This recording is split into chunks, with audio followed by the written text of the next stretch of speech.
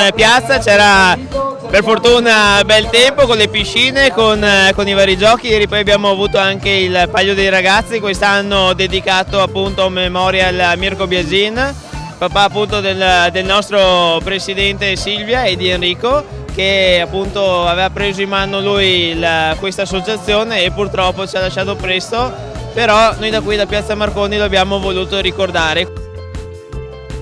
Sono stati sicuramente dei mesi di lungo lavoro, però insieme allo staff e ai capi contrada siamo riusciti a concludere anche la 19ª edizione del Palio delle Contrade.